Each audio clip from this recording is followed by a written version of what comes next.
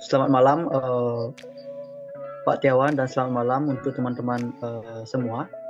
Pada kesempatan kali ini kami akan mempresentasikan yaitu mengenai sistem pakar, di mana sistem pakar ini sudah dijelaskan pada minggu lalu, tapi pada pertemuan yang ke-10 ini kami akan menjelaskan lebih dalam mengenai sistem pakar itu sendiri. Next.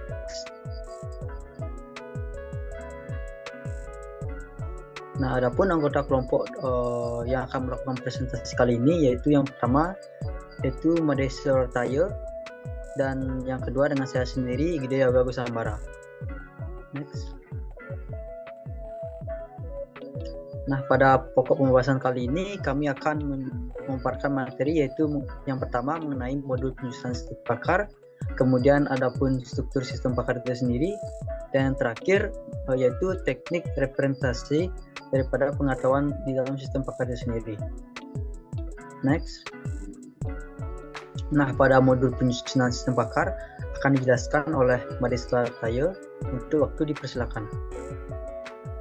Baik, terima kasih atas waktunya. Saya akan menjelaskan tentang modul penyusunan sistem pakar. Menurut Strogat, suatu sistem pakar disusun oleh 3 modul utama, yaitu modul penerimaan pengetahuan atau knowledge acquisition mode, yang kedua ada modul konsultasi atau consultation mode, dan yang ketiga ada modul penjelasan atau explanation mode. Untuk modul penerimaan pengetahuan, modul yang digunakan untuk mengumpulkan pengetahuan yang akan digunakan sistem untuk mengambil kesimpulan dari sebuah masalah. Modul ini diperuntukkan bagi para pakar untuk menginputkan pengetahuannya ke dalam sistem. Yang kedua ada modul konsultasi. Modul ini berfungsi untuk mengumpulkan informasi mengenai gejala-gejala dari masalah yang sedang dihadapi oleh user untuk kemudian diproses oleh sistem. Modul ini diperuntukkan bagi para user untuk menginputkan permasalahan yang dihadapinya ke dalam sistem. Yang ketiga ada modul penjelasan. Modul ini menjelaskan proses pengambilan keputusan oleh sistem, bagaimana suatu keputusan dapat diperoleh. Struktur sistem pakar. Komponen utama pada struktur sistem pakar menurut O et al. Meliputi yang pertama ada basis pengetahuan atau knowledge basis. Basis pengetahuan merupakan inti dari suatu sistem pakar, yaitu berupa representasi pengetahuan dari pakar. Basis pengetahuan tersusun atas fakta dan kaidah. Menurut Gondran, dalam UTAMI 2002, basis pengetahuan merupakan representasi dari seorang pakar yang kemudian dapat dimasukkan ke dalam bahasa pemrograman khusus untuk kecerdasan buatan.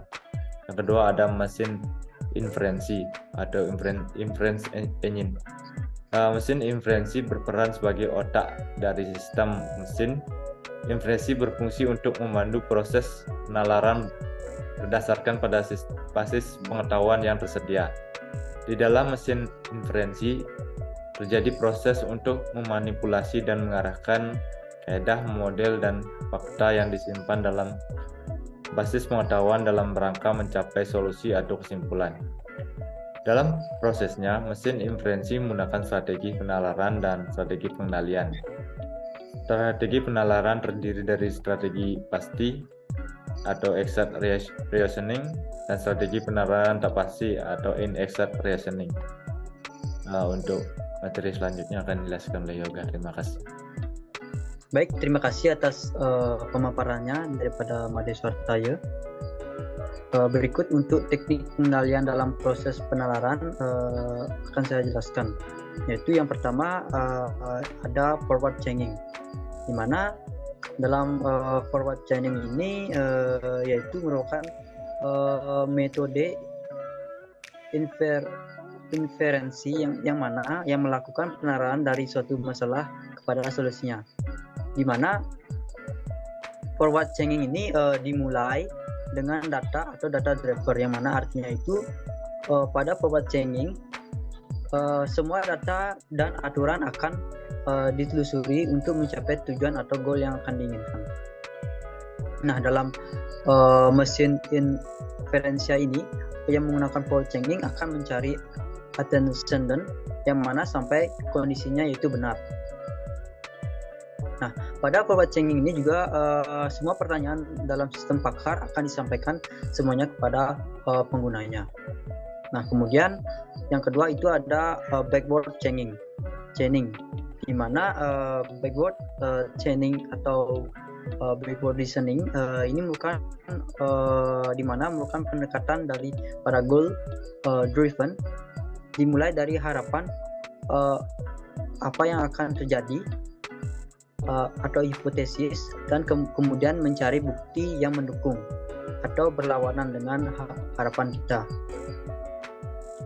Dimana pada backward chaining yang seperti saya jelaskan tadi akan dimulai dengan pendekatan tujuan atau goal oriented atau hipotesa. Nah, pada backward chaining ini kita akan bekerja dari konsekuen ke antecedent untuk melihat apakah terdapat data yang mendukung kesekuen tersebut. Nah, pada model inferensi ini juga dengan menggunakan backward chaining akan mencari aturan atau rule yang memiliki konsekuen yang kemudian mengarah kepada tujuan yang diskenariokan atau diinginkan. Nah, kemudian yang ketiga ada teknik gabungan, di mana pada teknik gabungan ini merupakan penggabungan daripada kedua teknik daripada forward chaining dan backward chaining. Next.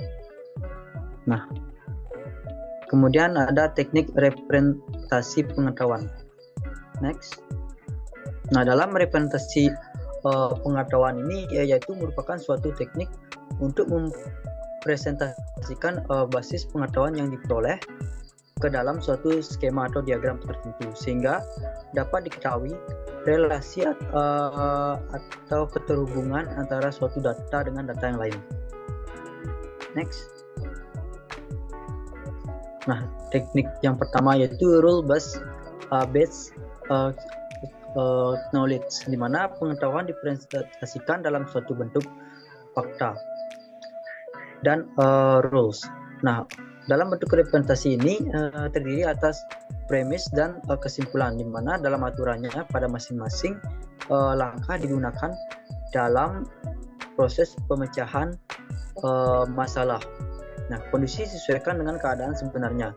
Jika memenuhi, maka aturan tersebut akan dieksekusi. Nah, terlihat pada gambar di mana input yaitu merupakan premis atau fakta akan diproses, kemudian pada outputnya akan mempresentasikan inferensi atau suatu konklusi. Next. Nah, kemudian ada frame based knowledge, di mana sebuah metode representasi pengetahuan yang terkait dengan node yang mewakili fitur konsep atau objek, di mana framework ini memiliki slot yang menggambarkan rincian atau atribut dan karakteristik objek. Nah, dalam referensi frame-based knowledge ini yaitu menggunakan jaringan node yang terhubung ataupun tersusun dalam sebuah hierarki. Nah, setiap node menggambarkan atribut beserta nilainya. Nah, node yang berada pada posisi rendah dalam hierarki secara otomatis akan mewarisi properti node dari tingkat yang lebih tinggi. Next. Nah, ini merupakan gambaran daripada knowledge based frame based knowledge, di mana pada jaringannya di mana terdapat nodes yang memiliki jaringan. Lihat daripada gambar yaitu animals, kemudian memiliki subnet daripada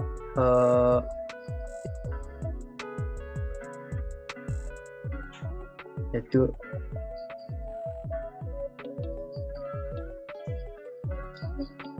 pada family sini di mana animal subnetnya birds, kemudian ada merupakan atau mamalia dan seterusnya. Next. Nah, pada objek based knowledge ini, di mana pengetahuan dipresentasikan sebagai jaringan daripada suatu objek-objek. Nah, objek ini merupakan suatu elemen, mana dalam data yang terdiri dari data dan metode atau proses. Nah, dalam gambar yaitu merupakan representasi daripada objek based knowledge, di mana dalam objeknya itu yaitu ada body, di mana dalam body ini yang terdiri dari data maupun metode proses-proses yang akan direpresentasikan sebagai jaringan-jaringan. Next slide. Nah, yang selanjutnya yaitu ada teknik representasi pengetahuan melalui case based reasoning, di mana dalam case based ini yaitu pengetahuan direpresentasikan dalam bentuk kesimpulan kasus atau suatu case, di mana ada problem dan akan dicari source case base-nya, kemudian dalam source case base ini akan ditampung melalui case knowledge base. Nah, kemudian akan diproses dalam tahap akhirnya ke proposed solution atau complement solution. Next slide. Nah, itu merupakan materi yang dapat kami presentasikan. Untuk sesi diskusi mungkin dalam pertemuan minggu selanjutnya akan didiskusikan terkait yang belum dipahami atau kurang jelas.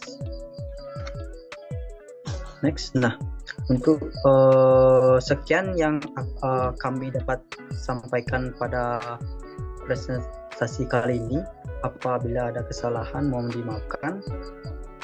Sekian, saya ucapkan terima kasih.